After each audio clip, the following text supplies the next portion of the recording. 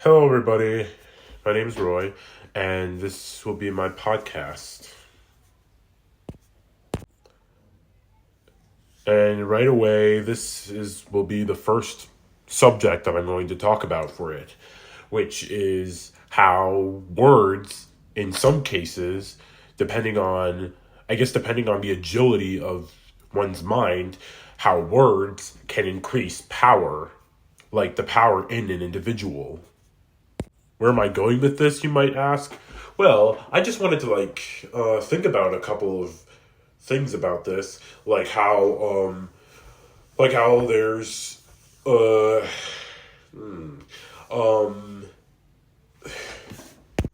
such as when you're out in the world, or you're doing something, or you're out going about your business, and you feel a sudden burst of fear, and you go on and on with it, and how you're constantly stuck with that fear or phobia. You feel intimidated by so many things, be it your surroundings or a certain part of the world, or a certain part of how the world is structured. You feel like that in particular. Some people like myself, we tend to fidget about or stare into space when we're thinking about something, especially when there's a lot of time on our hands, and we go to our minds go to a different place. We think about what we'd rather be doing, or what we want to do, or in general, we just think about the stuff that we aspire to do. We need the stuff we either have to do or aspire to. We and when our minds go to that place, we think about we we become stressed out, and we just get a heavy load on our shoulders, and a heavy weight on our shoulders and our minds. Something that's obvious that I want to point out anyway, is that stress and paranoia are two very different things, but at the same time are very similar, because paranoia can cause stress, and stress can cause paranoia. Both are related to each other, despite not being similar in any way whatsoever. Okay, what did I say? Not any way whatsoever. Of course, I'm exaggerating, but yeah, you get the gist. And naturally, it's only fitting that you find some sort of clearance to all of that. You find guidance, because you don't want to self-misguide yourself. I admittedly have been guilty of that, and it's just never, ever leads to good. And, you want on to, go have a clear path of where to go, and, be, be inspired to, find your niche in life, or how to ease the worries of where you're going next in life. With that in mind, there's also when you're out and about through life's journeys, and you're going to the destiny or place where you want to go, and you're at a point where you think, oh my god, why did I talk myself into this? Is this really all worth it? Is this really all worth the hype? Is this really all worth my energy? Is this really all worth getting pent up on this mind cluster of thoughts? And then you go back, and then you think, oh yeah, that's why I did this. And this is the part where I get to the subject of this podcast. This is where I get to the part of the podcast where I say, or where the ongoer says, no, not the ongoer, the protagonist says the word. What word? A word meaning any word that's best fitting in their personality, their motivation, and most fittingly, their passion. And I guess it all comes down to like three things, like either you're depending on your resilience, what your belief is in like in the words that you're using to like enter state this state of stability or attempted stability, or in general what the plan is in terms of this journey to the intended stability that you're aiming for.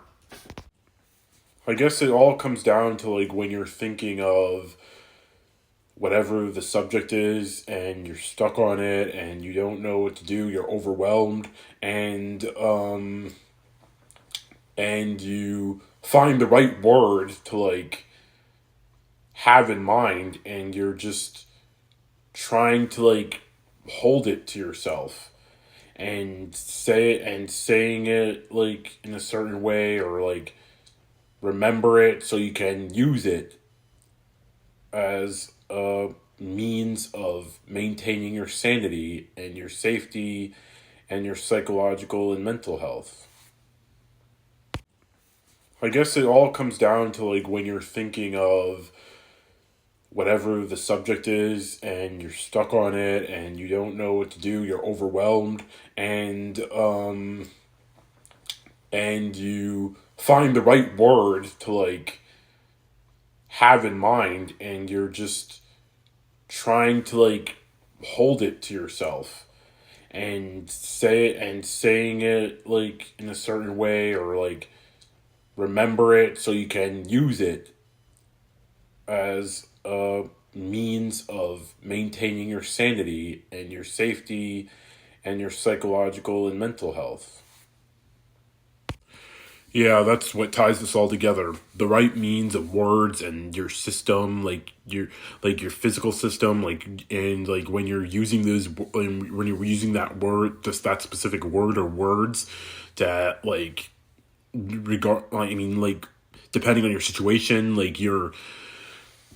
and regarding your situation, you are finding ways to like help control yourself, control your system, control anything that runs it, and how to get by in life. Like, I know, I don't think, I can't speak for myself, but I am certainly, this is a method of maintaining a modicum of sanity in this world that I intend to, and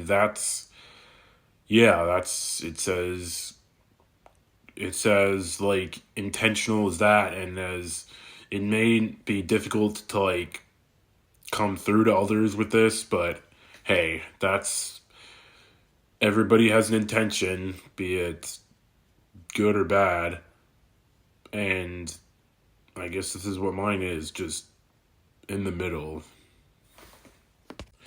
Yeah, that's what ties this all together. The right means of words and your system, like your physical system, like, and like when you're using when you're using that word, just that specific word or words, to like like depending on your situation, and regarding your situation, you are finding ways to like help control yourself, control your system, control anything that runs it, and how.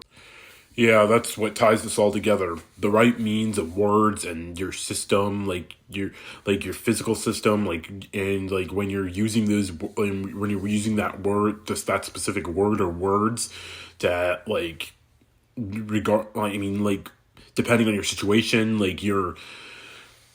and regarding your situation, you are finding ways to like help control yourself, control your system, control anything that runs it, and how to get by in life. Like, I know, I don't think, I can't speak for myself, but I am certainly, this is a method of maintaining a modicum of sanity in this world that I intend to, and it says like intentional as that, and as it may be difficult to like come through to others with this, but hey, that's everybody has an intention, be it good or bad, and I guess this is what mine is, just in the middle to and how to get by in life. Like I know I don't think I can't speak for myself, but I am certainly this is a method of maintaining a modicum of sanity in this world that I intend to, and that's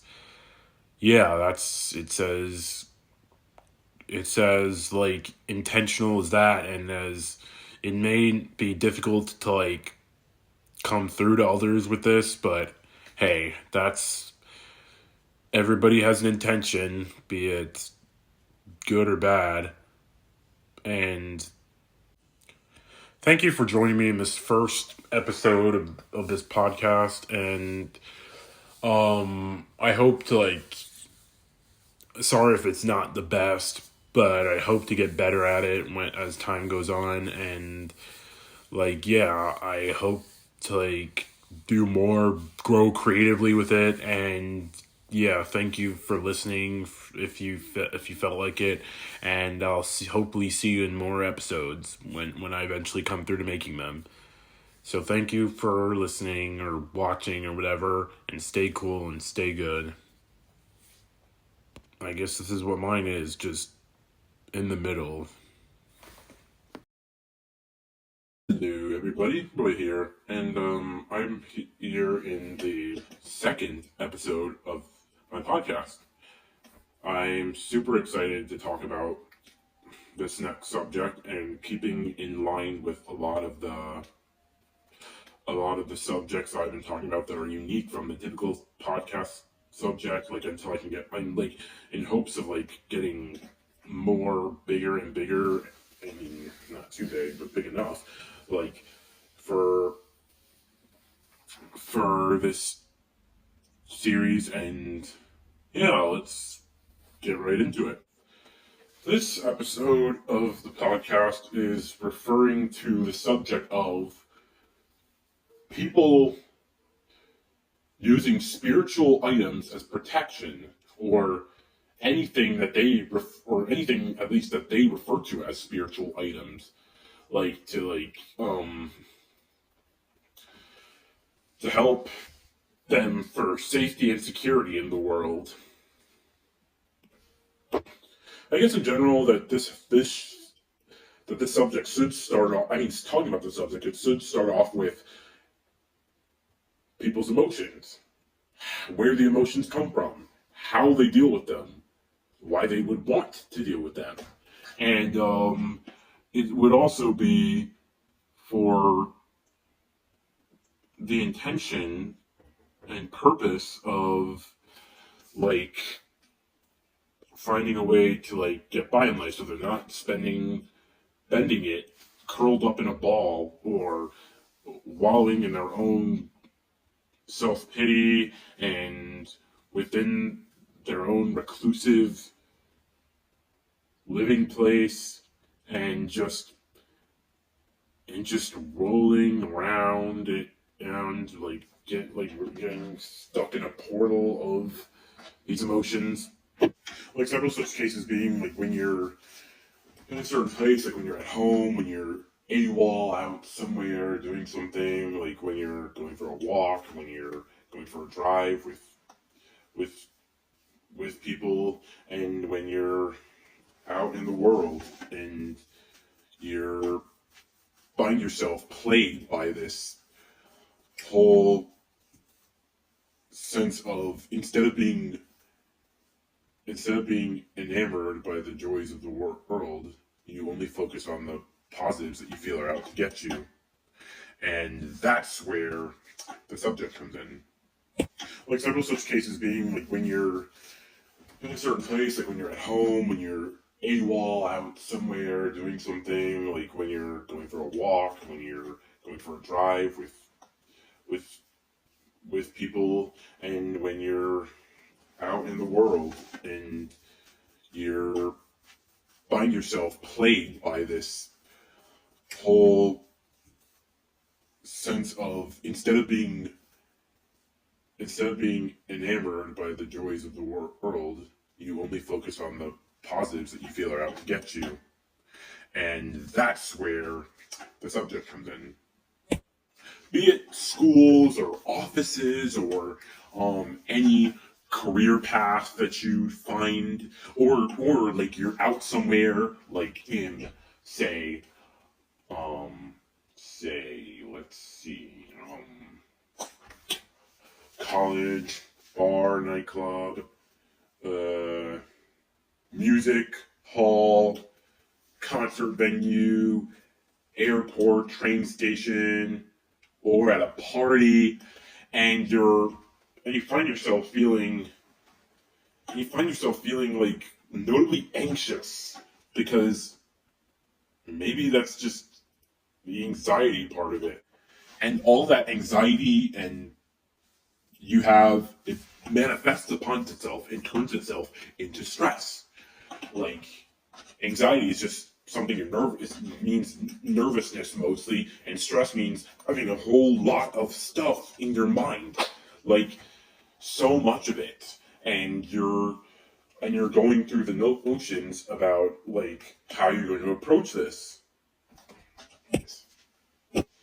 And so, in time, that anxiety and stress generally manifests itself into eventual paranoia, which so many people, including maybe even myself, have dealt with.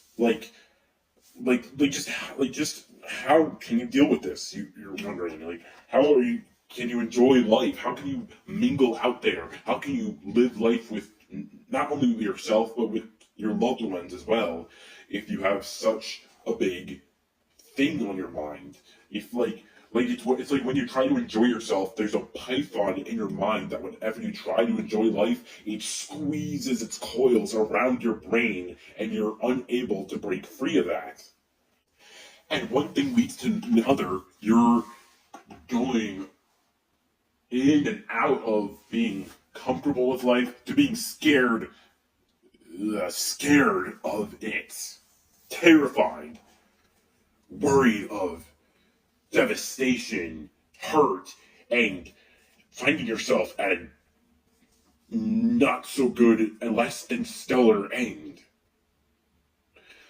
That's and the only and like the person you're more worried for other than yourself is your loved ones, because you're just so like worried about like where you'll end up, like how things will end for you, for both of you. Will you see the future, or will you just be stuck, trapped in your own delusions, until you remember that you have several comfort items, and you remember the very concept an idea of a comfort item, you remember your friends or some of your friends having comfort items or security items with them, like be it plushies or a game console or a mini figurine, or unfortunately also a vape. Like you use those things as comfort sources. And yeah, those for the mostly those are good, other than the vape item. Like depending on the physical texture or appearance, like you could use that to like not only give yourself comfort, but also have, if you're imaginative enough, you could use it to have some form of spiritual catharsis. Major examples being trinkets, like this phantom figurine that I'm holding right now. You can't see it, but like yeah, like it's a symbol of darkness, a symbol of mysteriousness, and a symbol of wanting to like like fearing fear, but at the same time just embracing it as well. Be like the things that are built up, like the things that are like the various forms of media and the various things that are that are created from the concept of fear and darkness. Like you embrace that because it makes you feel like you're the one can who has the upper hand against the concept of fear itself. Like not just a trinket, but also um, a doll or accessory. Like when you're like things, easy carry items, like when you're going on a trip or on an excursion to somewhere, and like you need something to hold yourself if you feel insecure, if you feel anxious, if you're overwhelmed by like the process of everything, when you might need that to offset these feelings. Like these items or the item that you have, they don't have to be spiritual. Like you can claim that they're spiritual, and like you can have some sort of you can have some sort of spiritual say on them, and like um you can have some sort of mysterious side to it, and like and how you how you want it to use it as protection to you. Safety and security are two very important things. The first one is key to living. Safety is key to living. The second one is key to sanity. Maintaining your sanity in a world that you feel like either is leagues above you, or just you feel that you need to find some way to fit in with. And so with that, I say find whatever spiritual item you have, be it a trinket, a figurine, or even this cross necklace that I have. Like, find something that keeps you stabilized, and go about your life, and as long as it's legal, and as long as it's something that fits just right in your pocket or in whatever, and yeah, you'll find a way and means of having a happy or at least stable existence, knowing that you have something keeping you stable other than your partner or your living cohorts. And yeah, thank you so much for watching and tuning into the second episode of the podcast. And it's gonna take quite a while to get some traction, but hey, you know what they say, like do, or at least what my dad said, do things because you're passionate about them and not just for the gain. So yeah, I hope that you'll love whatever else this series will have down the line. And on that note, I am signing off now. Thank you for watching once again, and stay cool and stay good, and I'll see you in the next one. Good afternoon, and welcome to this third episode of my podcast. And oh boy, this one is a lot to unpack. So yeah, now that I've gotten the hang of the recording and editing and publishing, I am like more in tune with what I want to do, and like how to like do it and how to immerse myself in it. So yeah, I am super excited for this, and without further ado, let's get on to the next subject, which is how to cope with or feel safe from paranoia.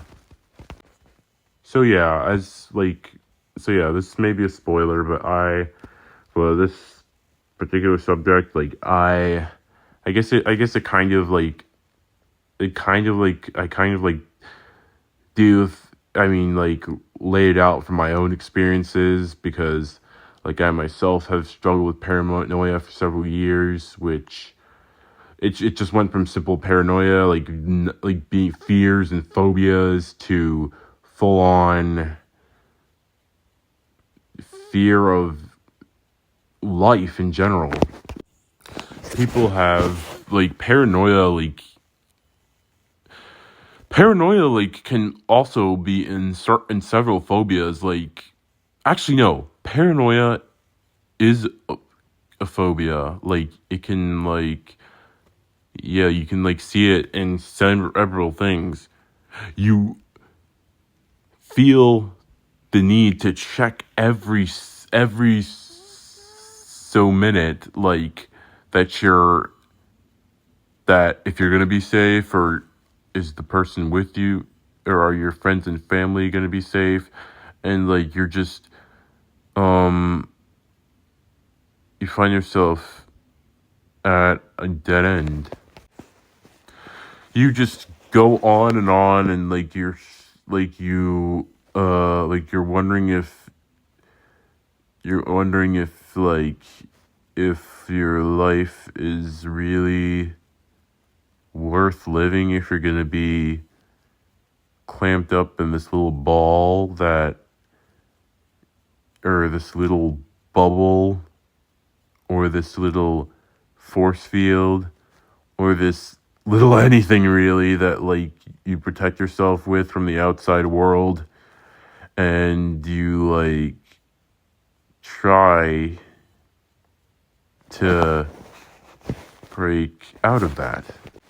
And also like you're also like, when you're say going for a walk in your hometown or neighborhood, or or going for a walk in your city, or anywhere scenic or beautiful, and you don't fear, I mean you do fear that you're gonna see something or experience something like unfortunate.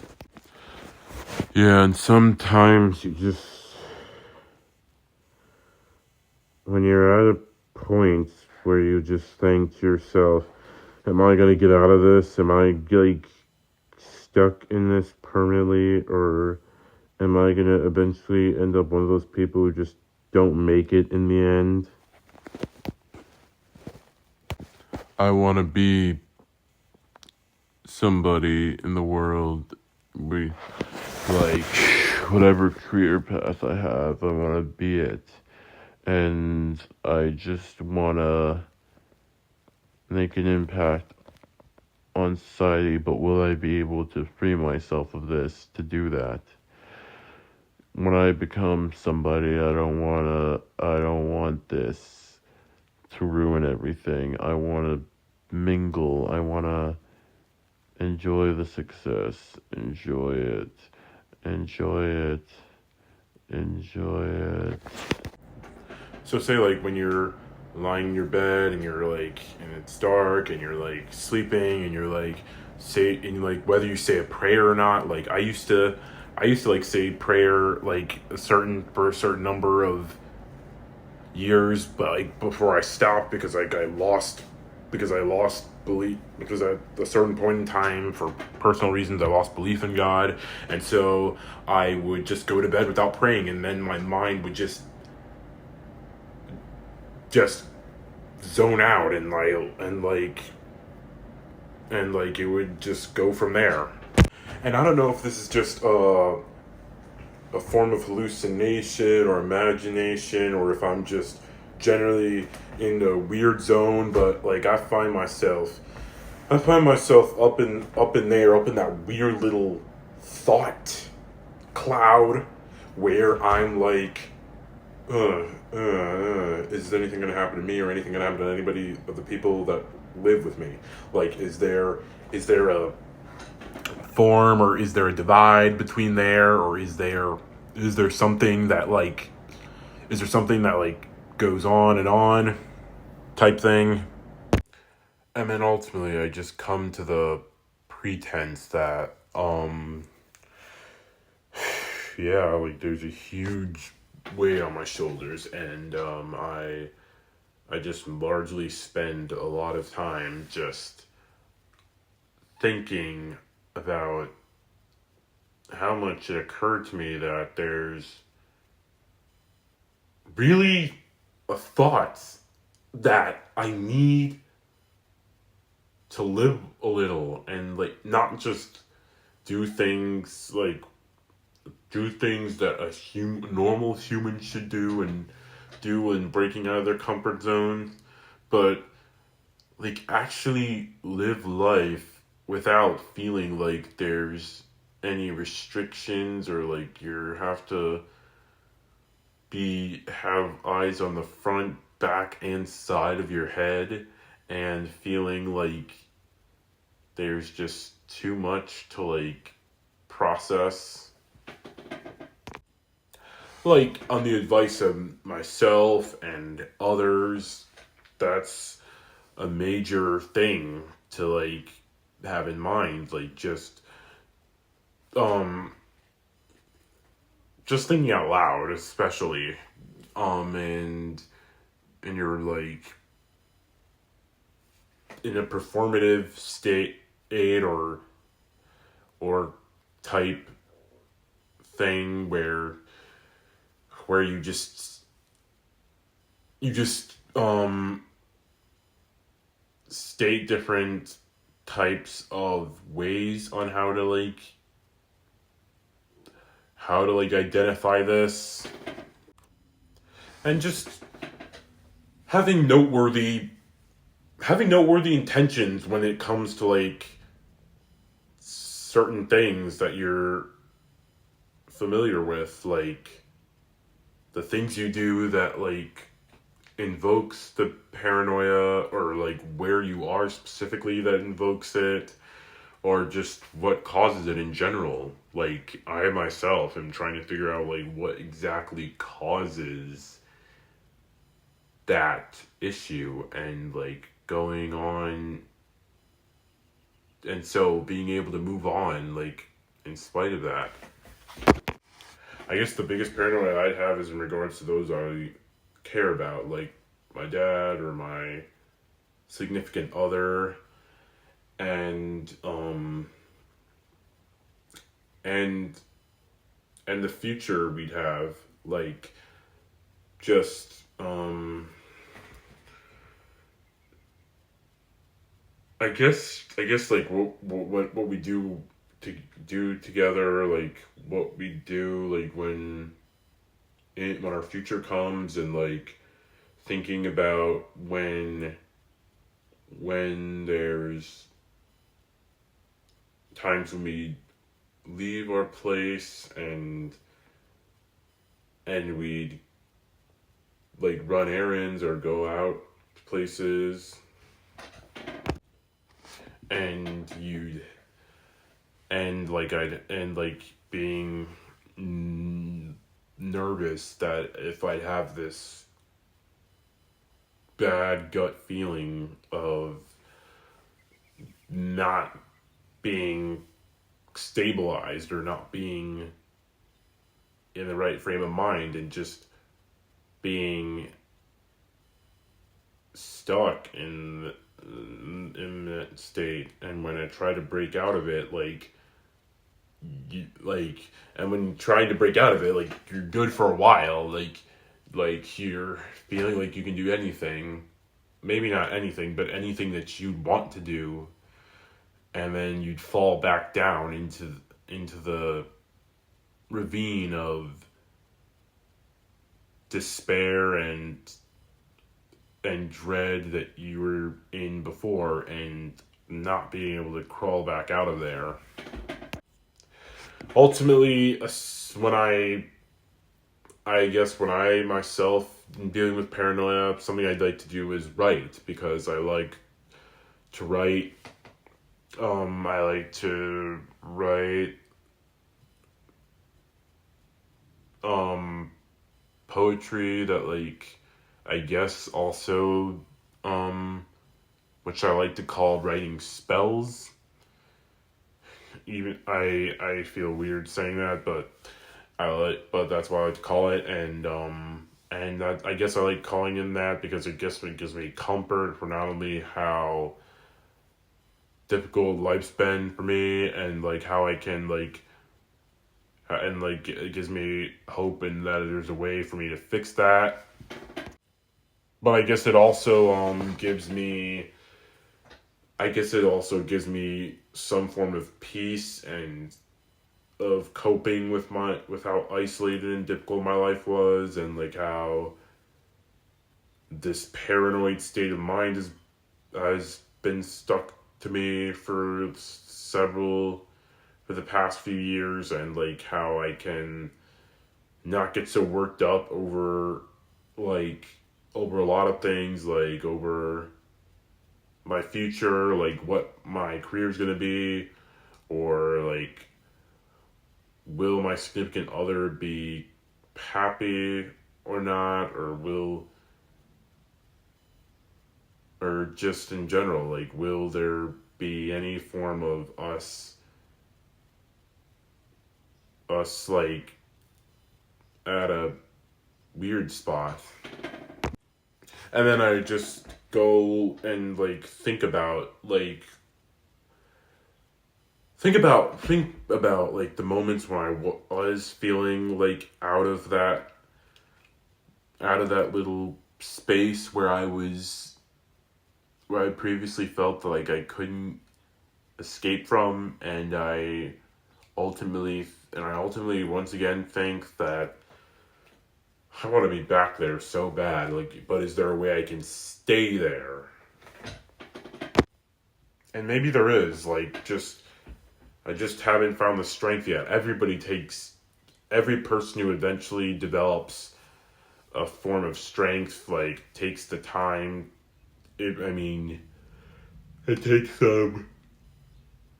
takes them like a little long to do so, like do it at their own pace, or at their own agility or mental agility. And yeah. So yeah, to sum it up, yeah, like to cope with paranoia, I guess it just takes time to like get out of that, and like as long as like, but here's something that I wanted to say that I forgot to.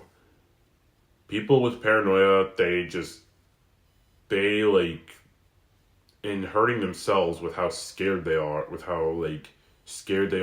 of several things, and like how the world will befall them. They also hurt others as well. Either they take things out physically on others, or they just shut people out of their lives, which thankfully I myself haven't done. I mean, and hopefully won't do, but like, yeah, there's so much that people do like in life that like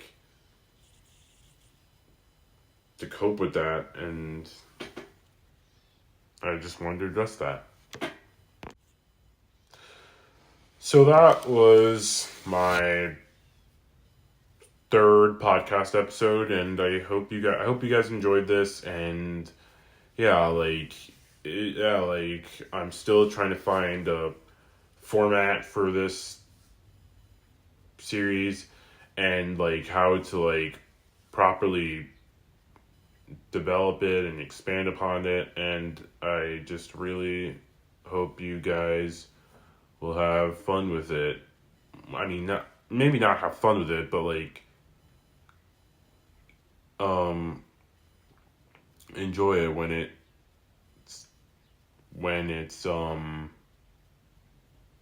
yeah, I just hope you guys like enjoy it, and then I need the encouragement to like continue on with what I do. Thank you for watching. Stay cool and stay good. See you in the next one. So excited to be continuing this series, especially after an on again, off again time of being in a good mood, then not being in a good mood, then being in a good mood again, or then just being mid. And so as I think every so often, or every so occasional, how I function, how I move along, how I do things. I often find myself within the realms of those questions in my head. And then go ahead to test my flexibility and how I go on with it, and how I look around and see different objects and different appliances and different little things on tables, on the floor, on outside the window, and I just think to myself, is there anything in here that's worth it? Is there anything in here that holds a value, or is the life that I live to have the same questions? Yeah, sitting right here on the other side of the room, and am I staring at you or the walls? Because both of them are perfectly symmetrical. And the chair am I sitting on? Am I sitting on it? Or am I sentiently conjuring up some form of posture? Or is this just me thinking gradually, oh, look how I'm making this time pass, instead of just stumbling over myself as I usually do. I turn the other way, and I look up at the ceiling, and then I look at the lights, and then I look all around me, wherever there's sight, and then I put my feet on the table right in front of your face, and I'm sure very well that it isn't misplaced. And oh yeah, I'm thinking on and on, like, what's staring across from me, what's staring from behind me. What is, what's that right over there? No, over there. Over here. And just going to another dimension and thinking, oh sweet Jesus. Just keep me in check and do all that. With that sigh, I continue going through this trance. And in this trance, I find myself in another trance, where in that next trance, I'm in another trance. And in that trance, I'm in a stupor. And in that stupor, I recuperate from whatever hangover I have, from whatever bit of craziness that I have, that I have been able to permeate. And from the permeation that I have inscribed in my mind, then I am able to remind myself that, there is no in-between. The in-between has a loophole, and in that loophole, I am in no way, or in this case, maybe no easy way or no memorable way in a fitter terms to stay competent. Yeah, oh yeah, like just, is there anything else that you would want to tell me? Like, you've done a great job. You've done a spectacular job. Like, I'm just on the other side of the table here, like, just having fun. Just,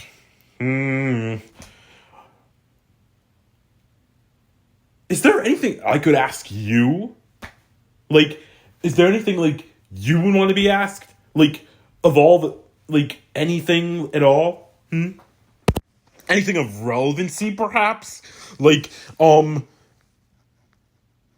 how's your personal life? Can you drive? Do you have a family already? Do you have a family in your personal life? What's your favorite book? Do you read? What's your favorite movie or TV show? Or are you Amish? Or are you not Amish? Do you find other forms of entertainment? Do you do anything for a living at all other than just relentlessly go on and ask me the same stuff? Really? No? Okay. I suppose that says everything. And with that, I rest my statement, and I flipped the side of the coin, and I am now in another dimension, and now I don't know if the wording anywhere in this room or in this perimeter makes sense. And so I am used to, like, a more fitting sense of wording, but, like, due to, like, this change in narrative, I feel more than hard pressed to make this claim. Thank you very much for your thoughts and insights on this particular subject. I am very intrigued by it all, and I am very satisfied with the results. And thank you for your time and patience in regards to me. It means a lot. Like, seriously. Yes, so, with that, I think I'm gonna, like, show myself out now.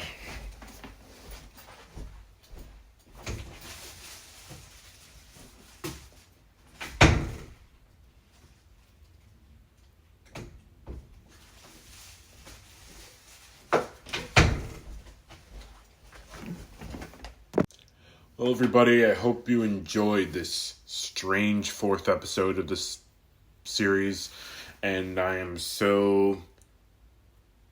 And, thank you for watching, and I hope to see you soon and I hope to, like, I hope everybody's doing well out there, and I will see you in the next one. Stay tuned and stay good. Have a good one. Hey everybody, and welcome to the 5th episode of my podcast channel, and I am here to speak to you on the matter of another unique subject, as to keep in mind with a lot of the subjects which have been unconventional and unique with this channel. Hey everybody, and welcome to the 6th episode of my podcast. I am super stoked to be joining you today as we continue talking about this next set of unique subjects, and like how to like stray away from the norm that a lot of people usually go for nowadays. So in this next episode, I will be talking about how and believe me, stick with me when I say this, how sometimes being random or having a random sense of humor or creative style can make sense. That's what I'm here to do today. Yeah. I'm here to discuss how, like, despite despite the way it comes off as first, it can still have a catch to it, and there can be something that follows it after that can tie it together. In an alternate universe, Random would be my middle name, because like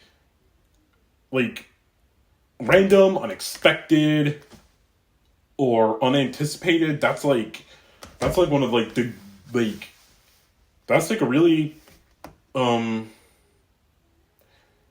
guess it's a thing that can be conjured up a lot nowadays, like being random, bizarre, unusual. It can be entertaining. Like if you put like depending on like this like certain parts of like how it is. And I think the best way to do that is to provide like a few examples for like how that can be true. Take it for example, like comedy routines.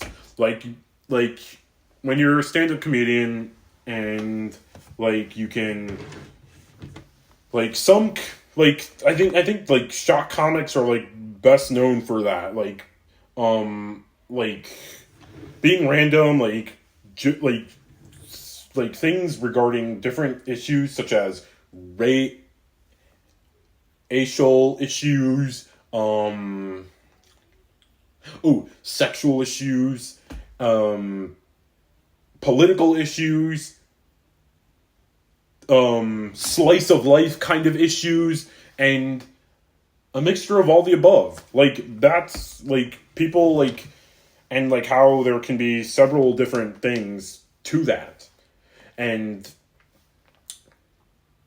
how that like draws in crowds and increases the viewing. Shock art is one of the biggest mainstays to the word random, because like there are several pieces of shock art that like can be well associated with the word today. And I think this is one of the biggest things where I know a couple examples on this sort of thing. I think one of the biggest shock art examples can be like in the music industry as well. Several artists doing absurd or taboo or risque acts on stage, or at least that borders along the line of those things. It can make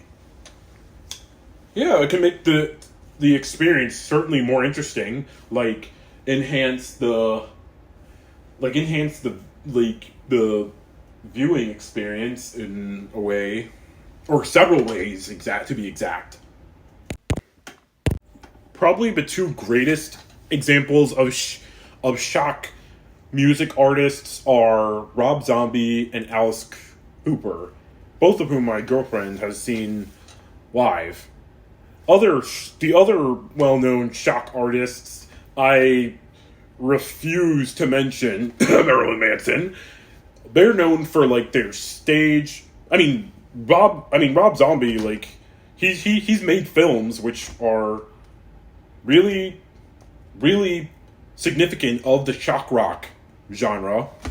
While Alice Cooper, like he's definitely made a name for himself in the 70s, like for a lot of people, not just for the shock rockers, but also like those who are like more into the art side of music in general, and not just for the vibes of it.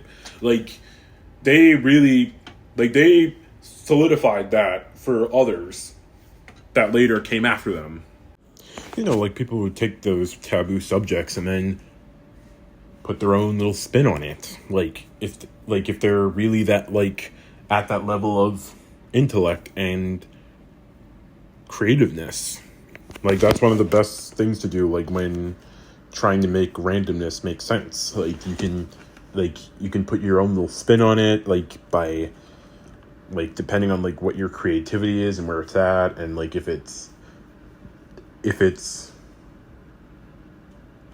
if it will be well received, and if people will be amused by it. So yeah, as you can probably tell, shock art is a very prominent thing to the word random.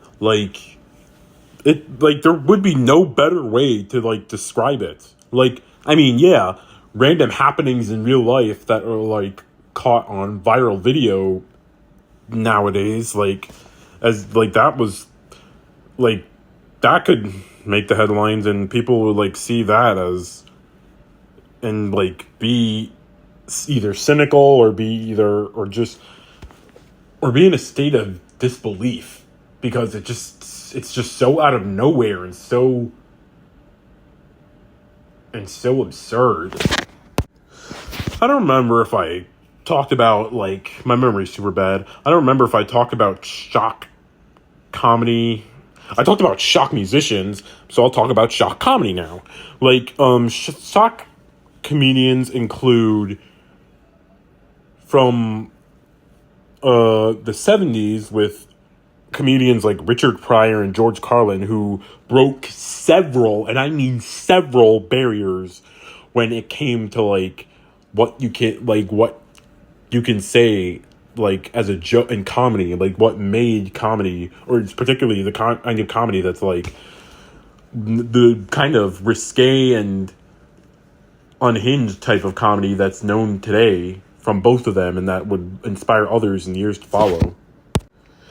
Then you got shock comedians like Tom Green, who had his own reality TV show in the 90s, where he would play pranks on his parents. He would be a harmless but still crazy person in public who would do stuff to get a reaction out of others, not at the expense of hurting them, but just for his show, probably the most famous thing he did was a moose, which believe it or not actually became the lyrics to one of Eminem's most famous songs, where he mentions Tom Green and the moose in his mega hit song The Real Slim Shady. This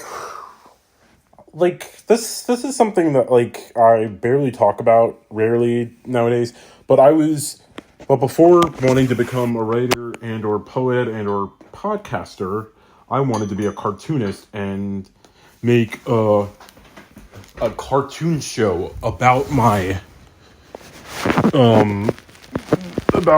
adolescence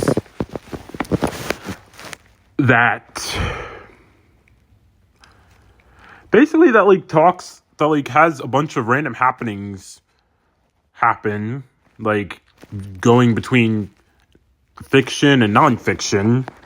And randomness in surrealism is something that I love playing into with art, different forms of art, be it film, writing, and other things.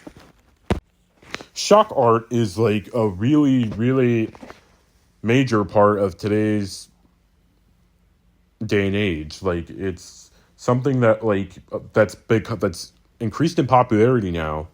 Its traction has risen up, like, in terms of how it's used, what people gain from it, like how people make a name for themselves for it.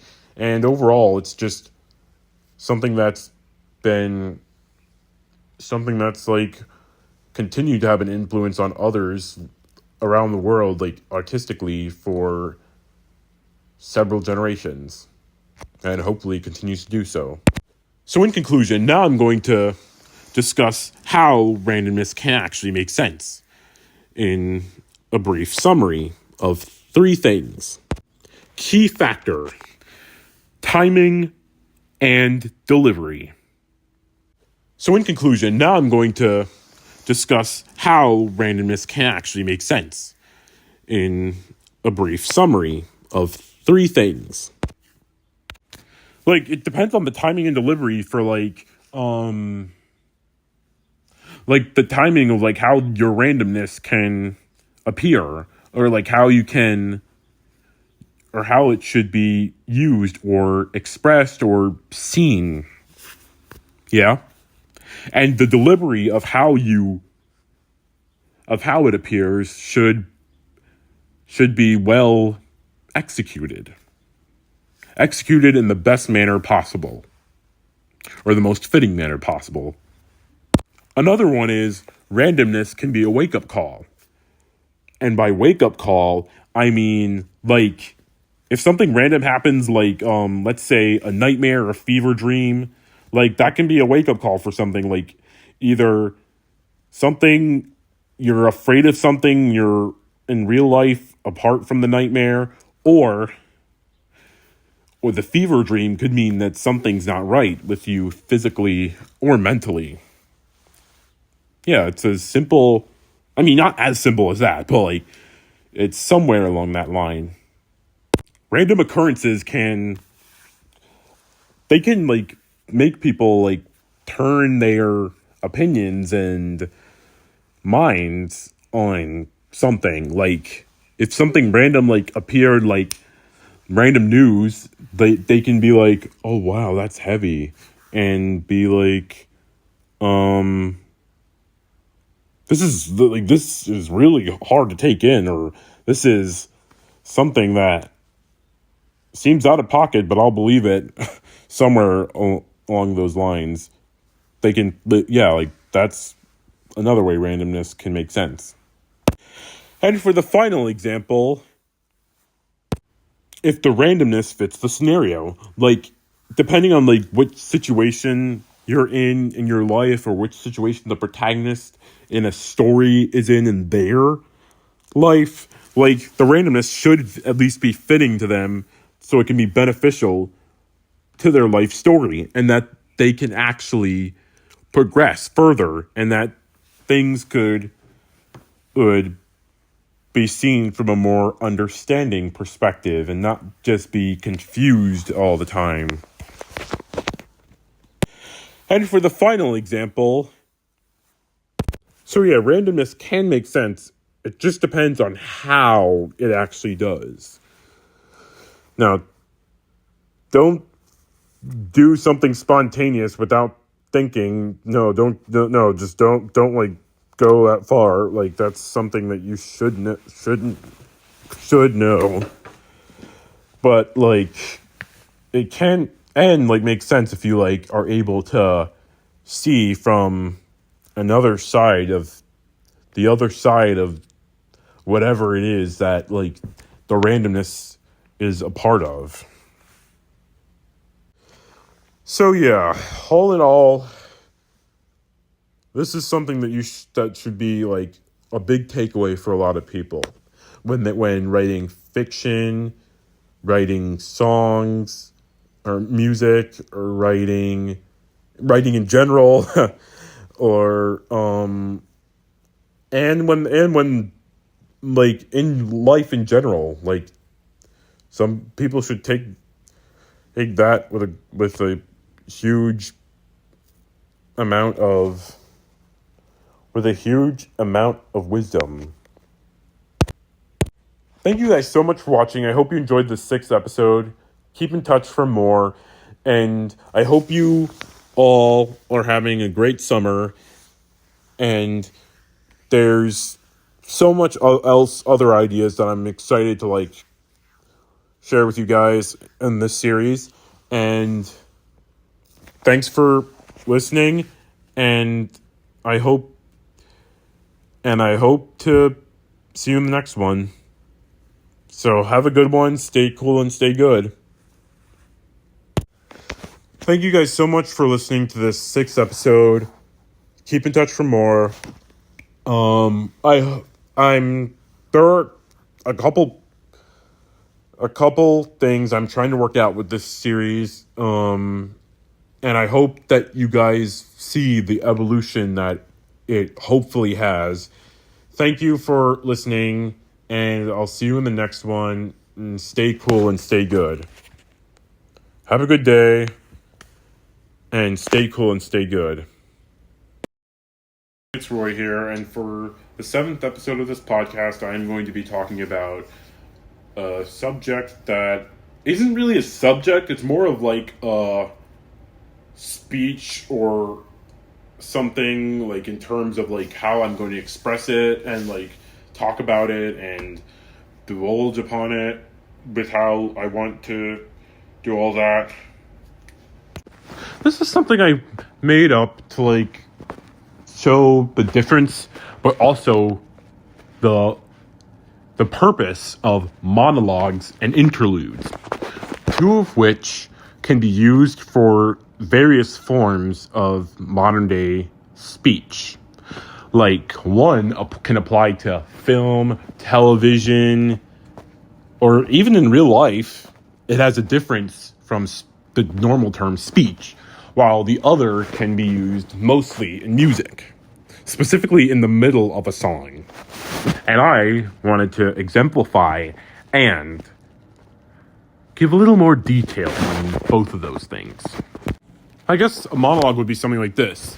Hey everybody, welcome to this episode, or welcome to the show. Welcome to where you are. I am here to tell you this, I'm here to tell you that, I'm here to do blah blah blah, I am here to exemplify a lot of this stuff. Whew, I hope nothing of this becomes, or I hope a lot of it becomes relevant. Ooh. Well, an interlude would be something like this. All the boys on the dance floor in love, and all the girls whose lips couldn't move fast enough, sing until your lungs give out. Something like that. Now bear with me for these next few minutes as I talk about what monologues and interludes are and what their purposes are, because, yeah, boy do I have a lot to say. Don't dance around the subject, pleasant view in retrospect. Digest all importance, enhance wellness performance. I guess what's to be said about that is like just address something, like talk about, or like whatever subject you mean or am referring to, you address it head on, or if you were not to address it head on, do it in a subtle way, or or something that's subtle enough to like that your audience can get without it being feeling as if you're looking down upon them for it. As for the second saying or second quote that I just gave, that means like by taking in what the important things or things that are most important to you, depending on the scenario, then the way you're presented, or you're presenting something, it'll be better. It'll come out better. It'll come out like the way intended, or even better than how you intended. With all of what I said, I want you all, each and every one of you listeners, to take this information that I gave to you either with a grain of salt or take it to heart and use it to your own advantage in some way or another. Like, be it if you're whatever occupation you had that involves using your voice or having a good vocabulary, or in general just anything that helps you like become better at said vocabulary and being stronger at it. Staring up at ceiling, career birth be spiritual healing. Immediately makes sense. Lingering thoughts come and condense. Thank you for this episode. If you loved it, be sure to subscribe to my podcast. Keep it up for more videos, or better yet, evolution of the style of videos. And it's always good to like talk about these different things with you guys. And thank you for listening and being so loyal and patient and just as passionate about these sort of things as I am, or at least I try to keep up with being. And so thank you very much for that.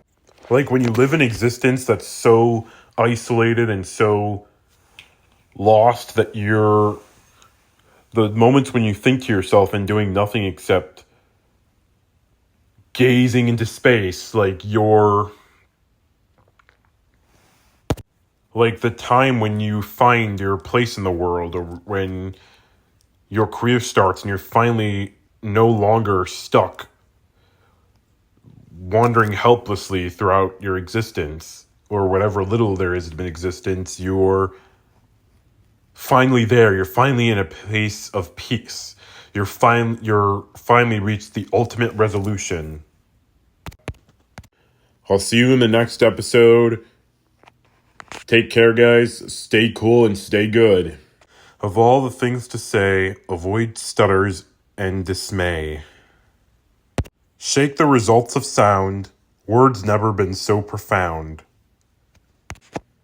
If I were to leave an impression, pick a place in a way of discretion. Find the right words to speak, vowing for place to peak. I guess this means that like I want to like do something that delights not only myself but like satisfies not only myself but like a certain part of society as well, without like offending them or making them feel the need to criticize it or like have them up in arms over it. Or if I were to, then it would at least be in a way to avoid any serious repercussions or avoid any major controversy. While the second quote, it refers to how, like, by finding like the right things to say, you're able to find, sometimes merely just speaking can help you get far in life, depending on like what your occupation or career path will be. Like you'll use that to your advantage and get where you need to go. Like, words matter. Like, words are one of the biggest things that matter more than anything in the world. I mean, alongside a handful of other things, but yeah, the example still stands. Hello everybody, it's Roy here, and welcome to this 8th episode of my podcast, Dark Void Zone In. And today, I've decided that, like, I'm done going by, like, the basic formula of how I've been doing my podcast, stuttering through my words, losing myself a lot, like, and not in like a good way, a good creative way, like just going back and forth between like knowing what I'm supposed to do and not knowing what I'm supposed to do. And because I just realized I am not good at improv, I have to be honest with that right up front, and it really shows, let me tell you that. And for this episode, or installment, or chapter, I plan to talk about what I vowed to do or what a person should vow to do when there is little to no hope in life, or if they're at a part of their life where they feel like they're experiencing some form of difficulty. That kind of stuff. And furthermore, I've also came to the conclusion that, man, there's so much more substance to add to this show and these episodes, like to fill in the little gaps in between the stuff that I find myself getting to an unfinished portion of. And it's something that needs to be resolved in a certain way. Or not in a certain way, in several certain ways. So personally, with the belief that I'm a psychic, that's a polarizing view, in my opinion. I mean, at least when it comes to myself, or any belief in psychic abilities that I may possess, be it if those are existent or not. I mean, the point that stands is that some psychic abilities some of them are subjective. Like, some can be right there in the present, presently in front of you, while others, they're either you had them, but you just didn't know you had them, or it's going to take a while for them to build upon and them to work fully. Now, what psychic abilities would you have? Where would they work? How would you use them? Those are the three questions that immediately pop into your head, and immediately you think to yourself over and over again. Imagine you're sitting in your bed at night, and while you're under the covers in pitch black, you imagine yourself being carried and becoming transparent. You imagine yourself becoming transparent, going through the walls and the roof of your house, straight through it, and being taken up into the sky, into the starry sky, and suddenly you're let go of and you fall softly back through the roof, through into your home, and back into your body. Your soul meets its body once again. And you're like, wow, did that really just happen?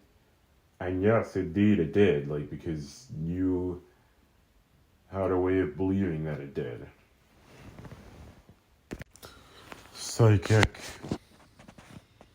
Powerful. Having those two things at the very palm of your hand, and not worrying about anything else, or almost anything else, because you feel you have a safe space in that power that you have, and whatever that power may be, you'll be able to accomplish the things you want with it, or the things that you should be able to accomplish, but you want with them. And as much as I struggle at finding the words to say it, it's one of the biggest hopes that anybody could have, especially for those who are actually within and believe in what they believe is a psychic ability. And then when it comes to other things, when you for people, I'm not sure me personally, I'm not really sure if people still do this nowadays, but when you create your own psychic abilities, creating a ritual, or for my preference, writing a spell to go along with that, that like that further enhances your creativity when it comes to like trying to get in touch with the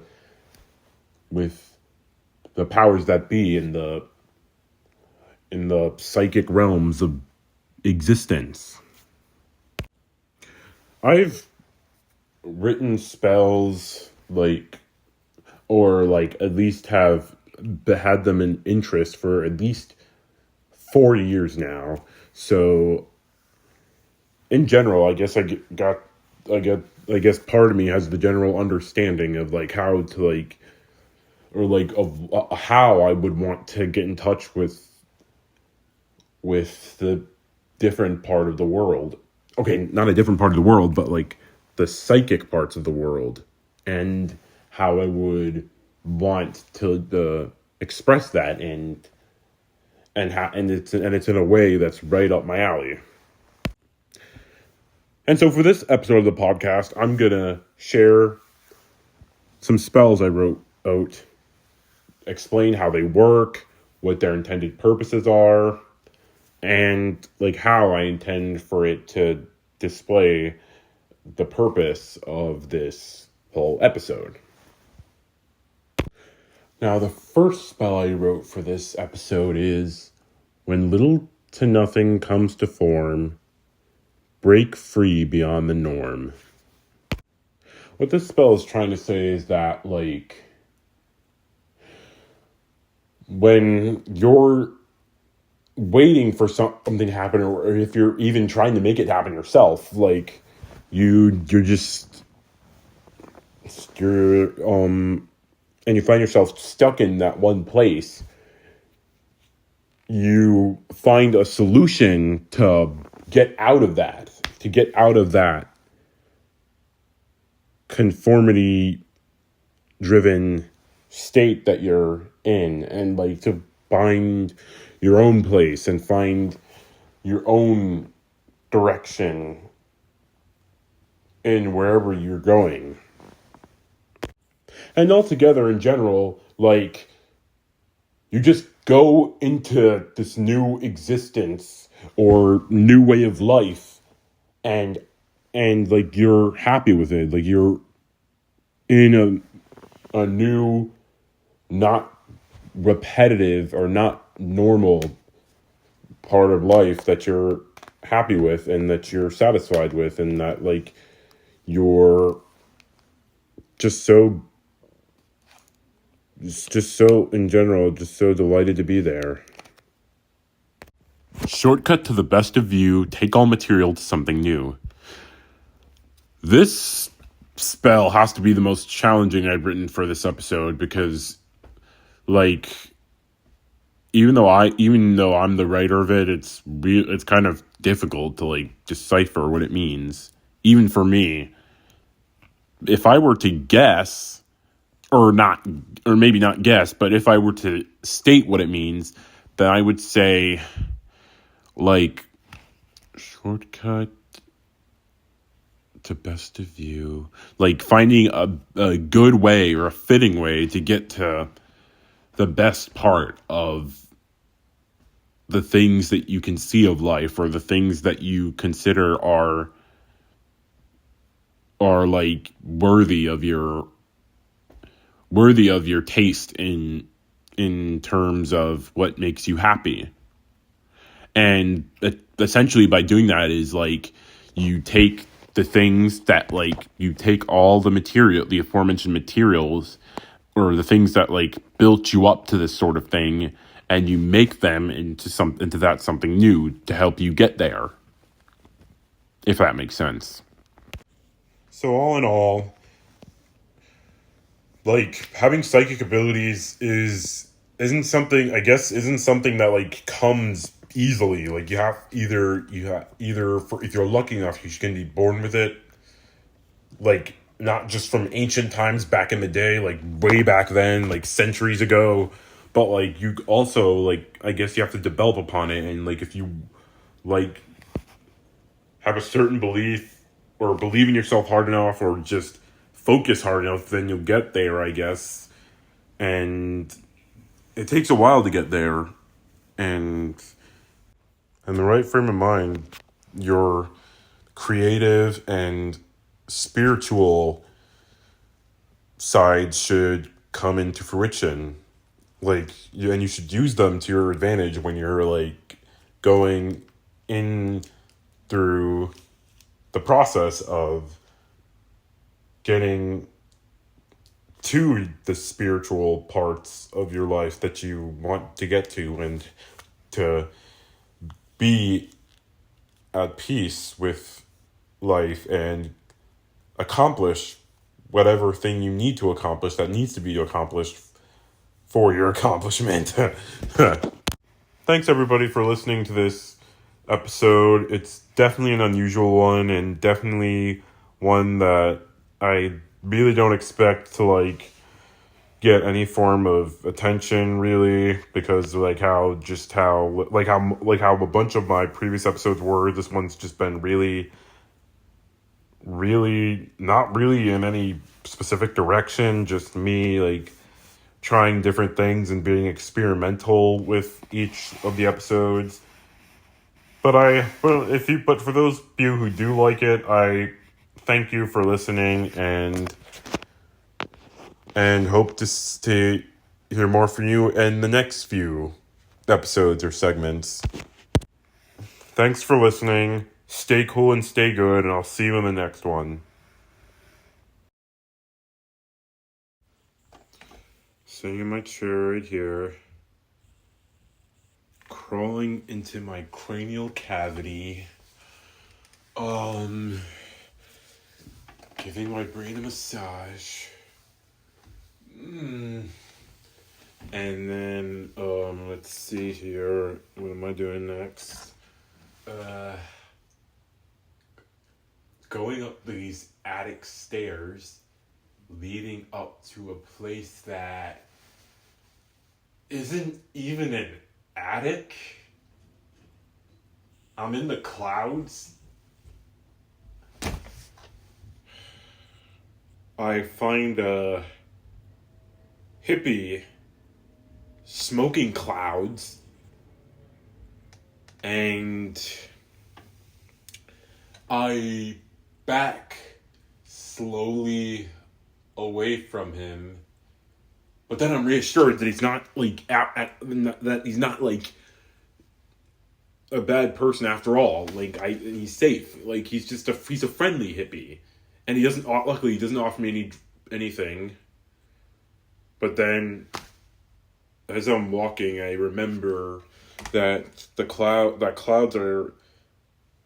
clouds are kind of flimsy, and so I stumble and then fall through the sky, but lightly,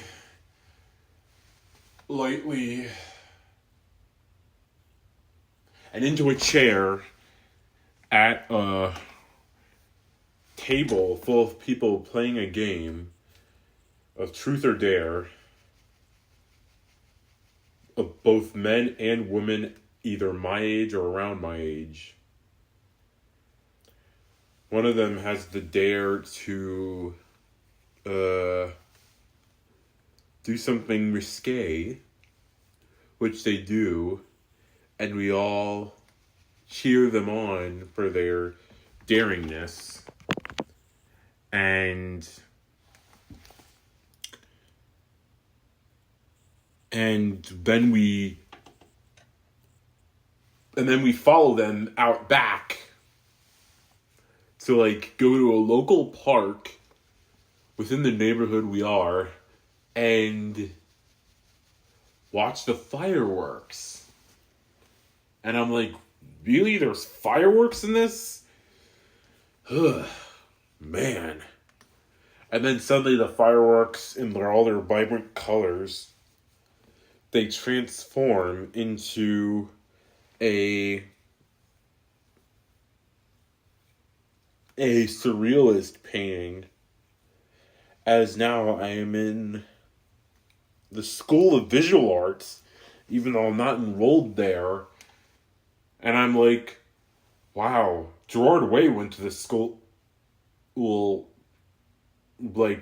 to become a comic artist, and It's like, wow, what a sight to be there. And so I march through the place and look at all the paintings and, like, not just the paintings, but the drawings and the cartoons people have made and the art projects, like the film projects that people have made.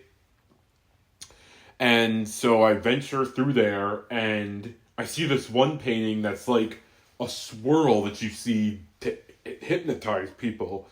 And so I'm pulled into that swirl, and next thing I know, I fall through it and right into a magic show. And I'm the subject that's being hypnotized, and I'm being brought out of it. And I'm like going through it again, being all like, this is really something. Like, not like I'm completely out of my zone. Like, I'm not like within reality anymore. Okay, not anymore, but temporarily not in reality. And so I'm claiming to myself that, like, oh, how do I feel about all these people looking at me while I'm giving this dead stare to them?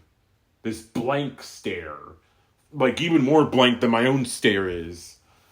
And I'm all going all, getting sleepy again. And then I fall off the stage. And then I'm floating as the stage, it breaks down into several pieces, like a Lego set. And the whole place goes around, and I become a Lego myself. And I'm like, wow. Everything is awesomely bizarre.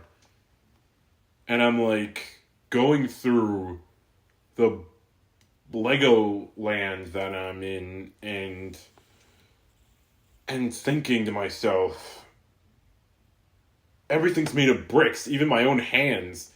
I can walk, talk, and I can't do jumping jacks, and I can't do squats.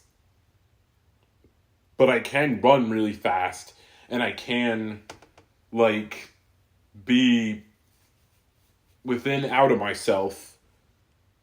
But at the same time, yeah, it's weird. It's super surreal being here. And then I look up and seeing a huge cloud, a huge black cloud made of Legos,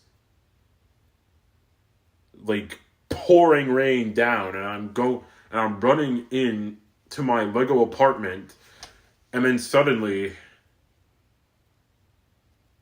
like one of my worst fears of being in an apartment nowadays, it collapses, and now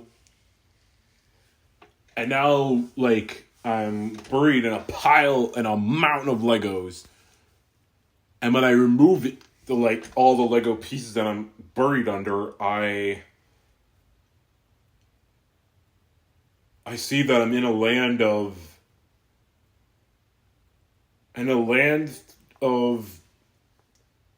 so many things, like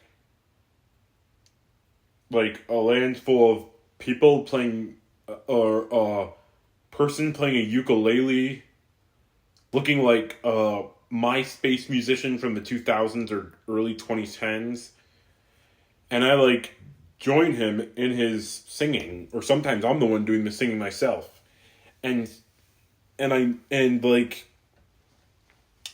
we're like singing along, and I'm snapping my fingers along to the melody, and wow, like this is super fun, like a peaceful place. And then he gives me the ukulele, and so I play the ukulele and I can do it well, since unlike guitar, ukulele doesn't have that many strings, and like I'm able to like get the hang of it instantly. I'm singing along, then suddenly the ukulele, when I play the strings, there's ominous sounds to it. And like, and that just strikes me as, oh no, like, oh dear, like, what am I gonna do? Like, and suddenly the ground collapses from under me and I go plummeting down like the hole, the like hole that the ground shaking has made, and go falling through it. And I'm like, ah. And I fall out this hole in a hill into this jungle/forest, or rainforest, if you will. And I'm like, wow, I've always wanted to visit a place like this. Like, I'm not afraid of the animals. The animals are quite nice, and they're quite friendly, like, as I go see them. Like, there's monkeys, there's parrots, and other birds. There's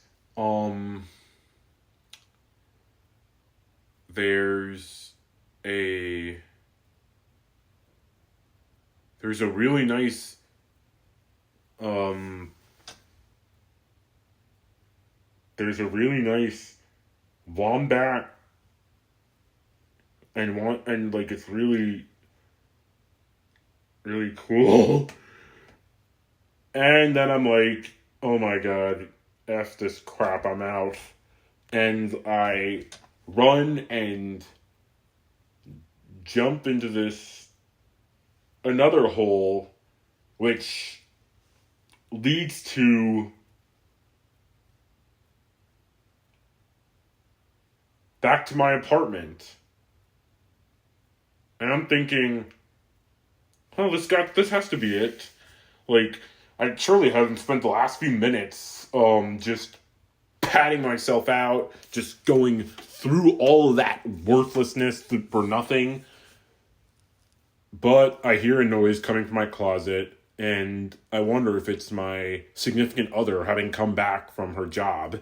And I open the closet, and suddenly I see stairs in my closet, even though this is an apartment building I'm at, and there's no basement. I don't have a basement, obviously. So, like, I go down those stairs, and then the stairs throw me off of them, and I'm going through this abyss, and then I see, and then I run into this one saintly figure, and he's just like, your surrealism, it's all led up to this point. Your creative mind has a purpose. Your passion has a purpose. Use that passion well, and don't let go of it. And then I think to myself, yes, I'll abide to what you have to tell me, O Great One. And so I run through the clouds. Like, it's almost like I'm the horse from the TriStars Pictures logo, that film studio. And so after I stop in front of the screen, I come out of the stage, and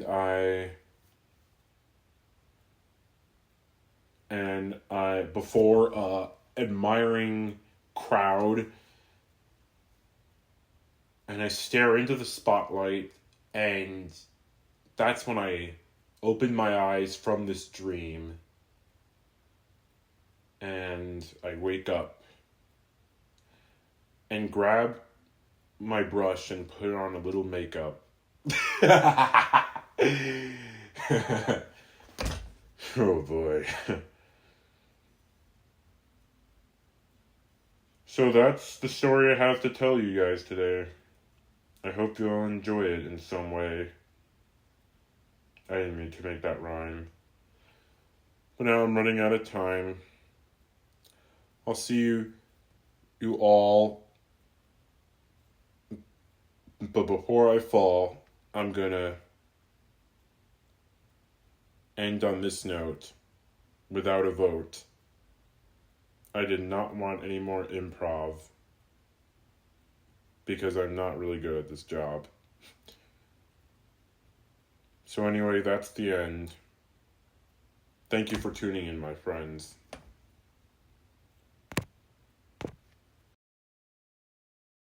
Hello everybody, welcome to what I hope is going to be another awesome assortment of words in this series. I do apologize for how long it's been since my last episode of this show, but I am back now and trying to keep myself together, and I hope you are all doing the same, any of you out there who's struggling. And yeah, it's so satisfying to be back in the podcasting mood. So I hope you guys are in the same with me, in the same lane as I am. One of the biggest reasons why making the next episode, or like feeling the strength or interest to make the next episode, was so difficult was, I guess, because like choosing what the next episode should be. Like, when you're a neurodivergent, like, that's one of the biggest traits about an individual. Like, they're indecisive. They spend hours and hours contemplating and over procrastinating about it, that it just becomes an on again loop that you just find yourself entangled in so much. But anyway, now that I'm out of that, I'm not sure for how long, I'm finally ready to talk about my next subject, which is the tangibility in creativity or storytelling. What does tangible mean for all of those who think I'm some sort of some overly posh person? Well, tangible means, like, I guess in a way that's like able to be felt, or like has a way of touch, in from what I remember learning about, like, I think a couple years back. So tangibility, like, yeah, it has its different ways. And with what I'm thinking is, like, the different ways of creativity that you can go about, and how they can be, like, and where the tangibility is within them. Like, especially for certain things, like, or specific things, not certain things, specific things, like, that are not, like, physical.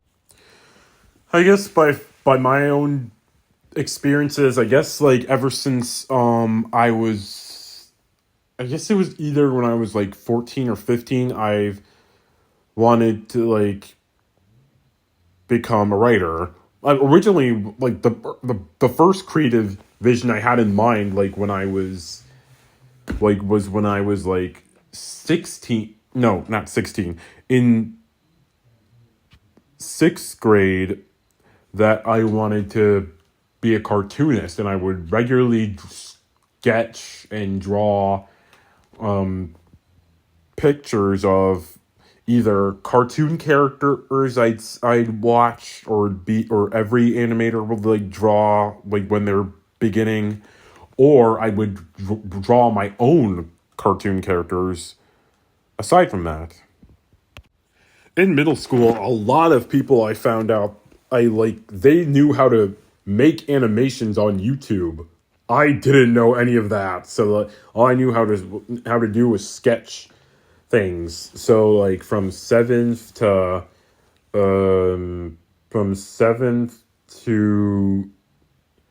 I think about ninth grade, I wanted to be an animator. I had hardcore aspirations about that, and like had a whole array of influences to do that. But because I didn't know how to use the software and everything, yeah, I was that amateurish at it.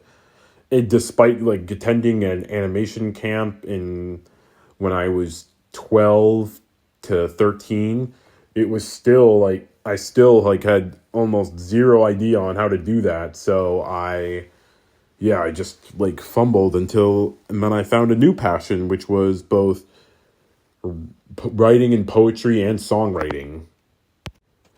It was either when I was 14 or 15 that I got into writing and poetry, like mostly like largely from the movies that I'd watch and the books that a lot of movies I liked were based on.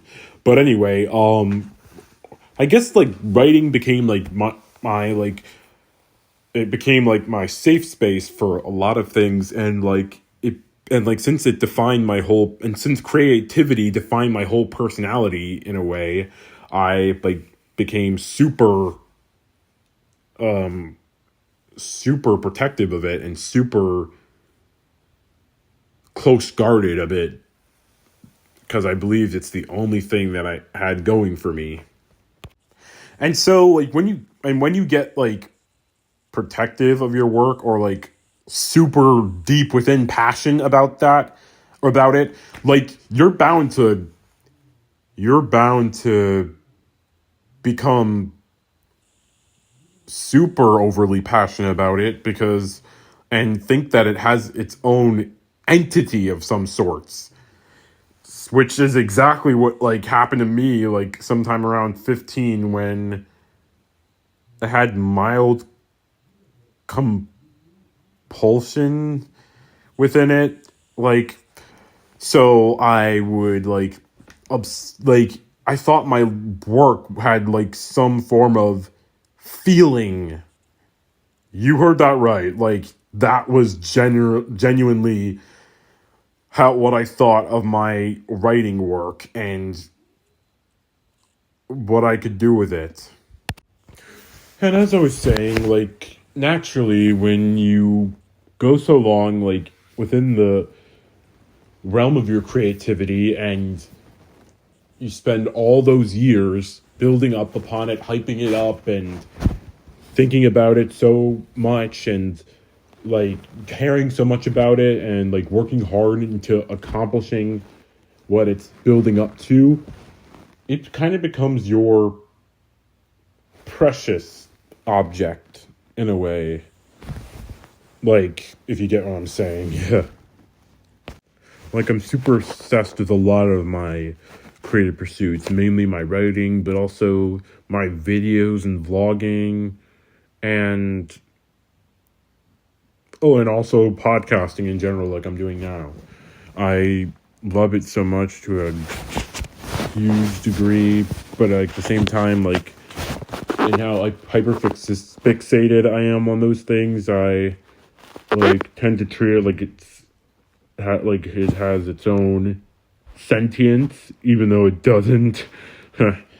But like, yeah, I spent a lot of time like, and during the time when I'm not interacting with others, I spend a lot of time focused on it and just so in depth with it, so like I can use it to like get any form of future or like find a stable future with it and live the rest of life through it and let my creative options flow as I hopefully live peacefully.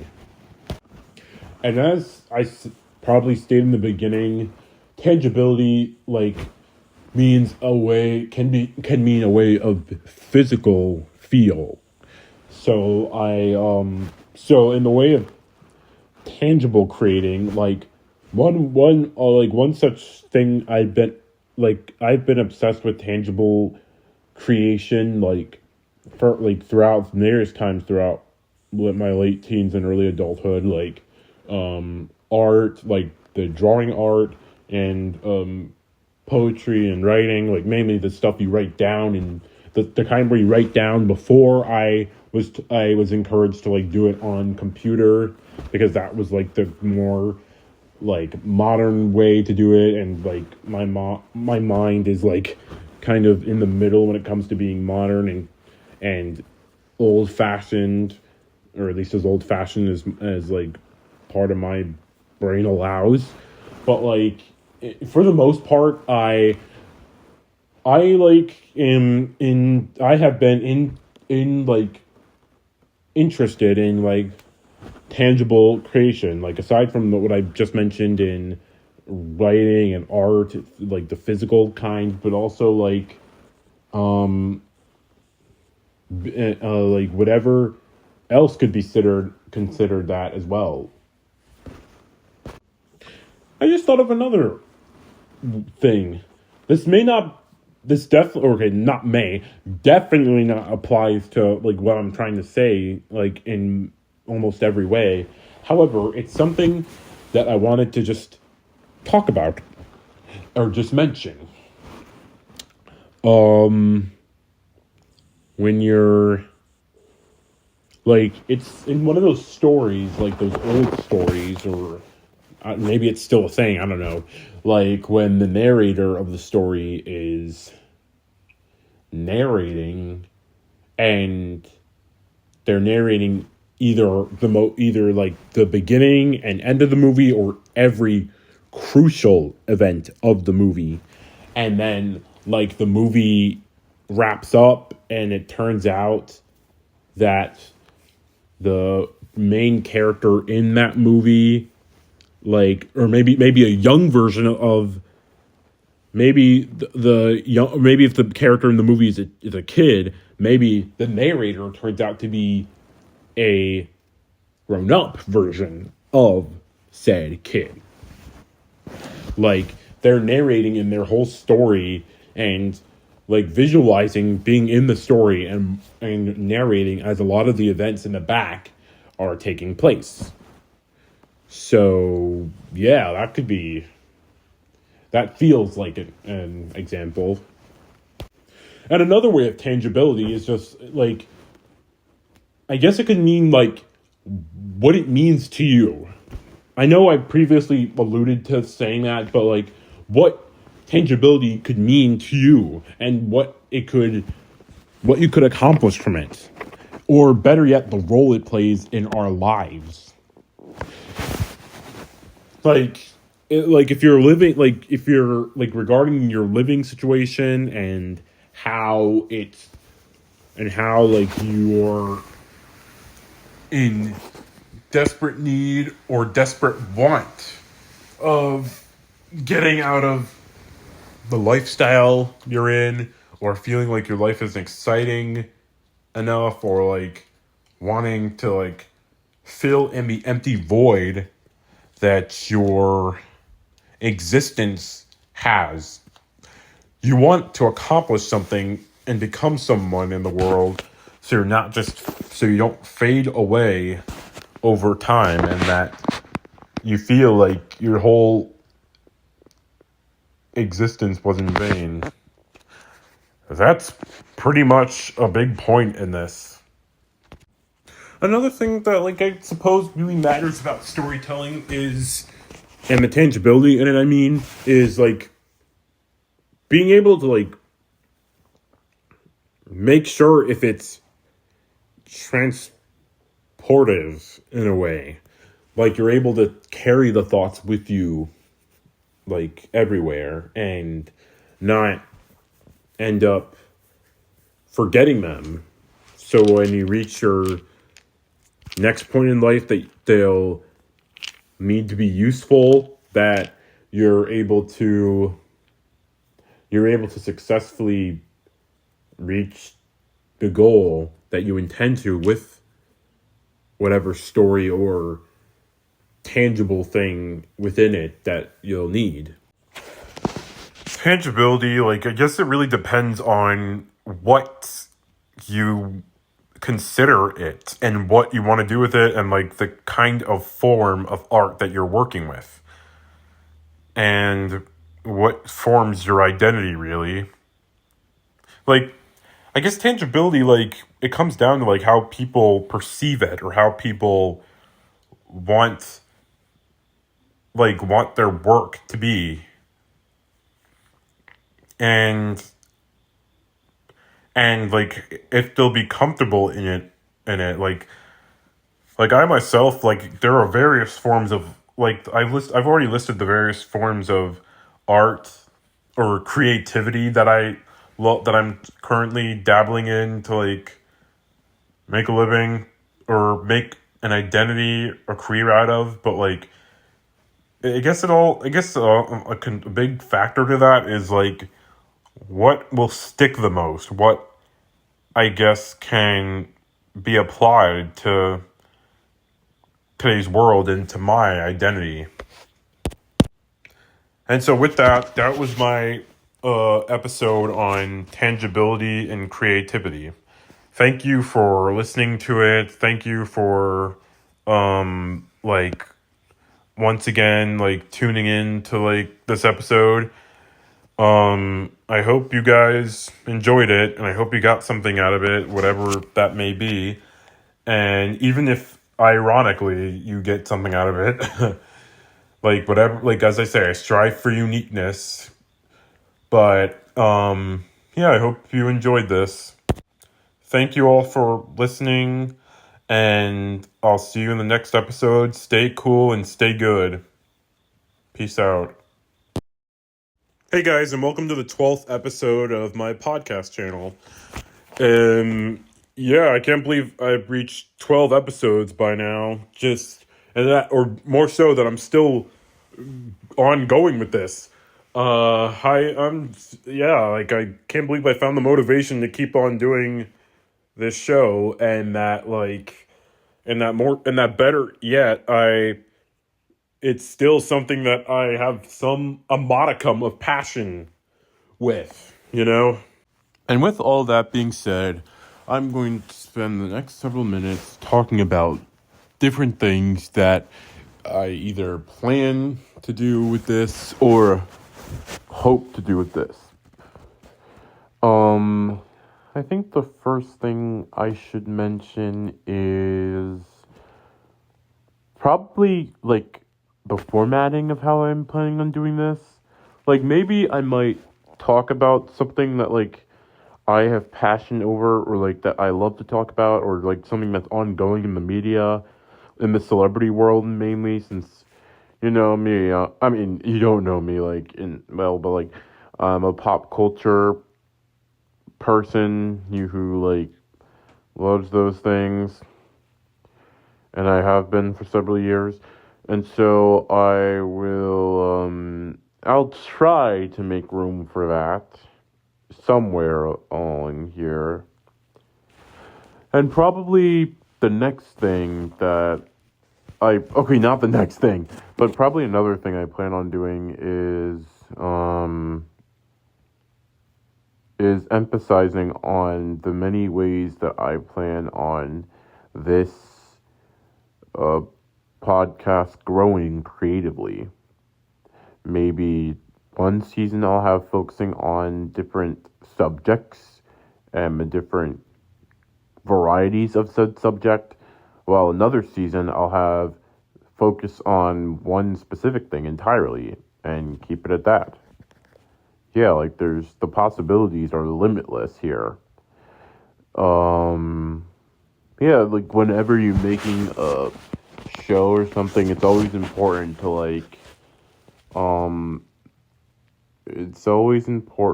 to expand your horizon, to like spice things up, just so it's not like staying in the same formula. So you're not finding yourself going around and about in a loop or continuation that people sooner or later are going to grow tired of. And that's probably, or actually not probably, definitely what I plan on doing as this series goes on. I'm planning on like making it more appealing on various ways. Like I want to make a mark on maybe not society as a whole, since that's asking for a lot when you only have a few abilities, but maybe a part of society, or even a huge part of society, I want to make a mark on. And yeah, I intend on doing just that. I I hope that like I'm able to use a lot of things that I either learn or have already learned to help this, to like progress things, and things that I will learn along the way hopefully will help it become much better. And so, like, with that being said, I'm gonna. One of the things I'm gonna try to work on is my improvisational skills. As in, like, me, like, figuring out what to do, like, if something doesn't go right, or if I fumble the bag in terms of speech, like,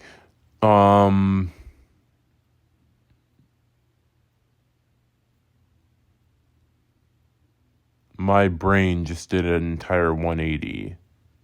Like, that's what happens when I normally try to, like, say something and to bounce back off of me either zoning out or, well, zoning out.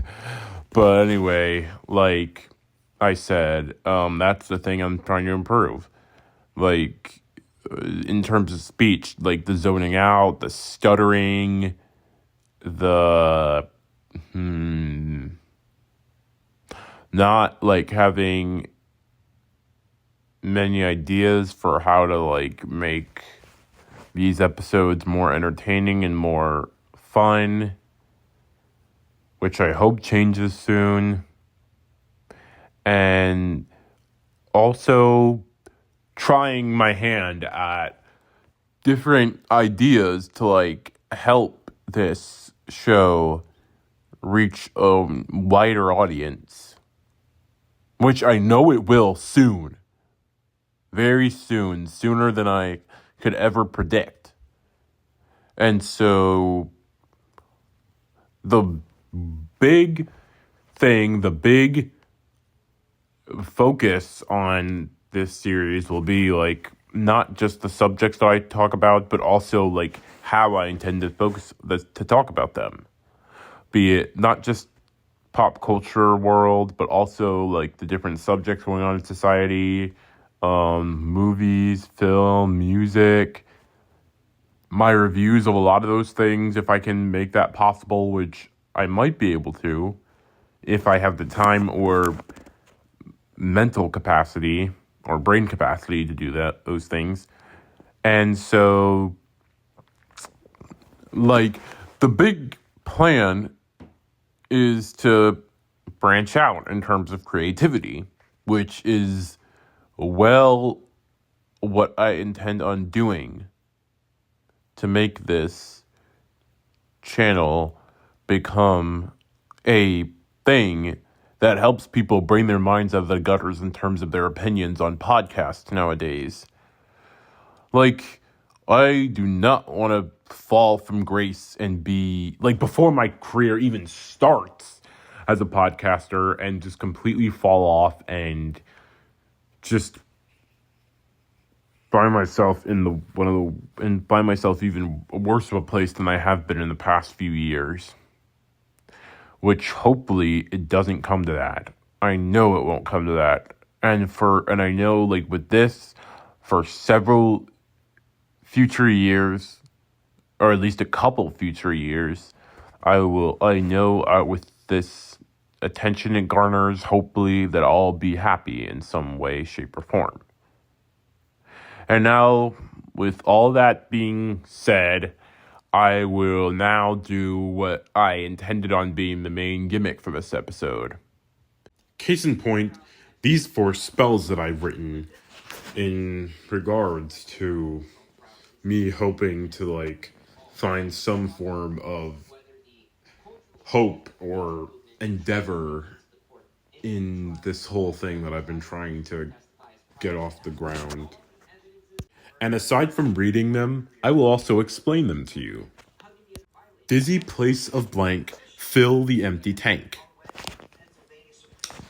This one, it applies to how when you're at a place where you don't have a role in life, or you feel like your personality is none, then that means hopefully you'll find your place in the world soon, and you'll find your calling, and the world will take you out of whatever place you are, whatever nothingness void you're in. You'll soon be removed from and into a better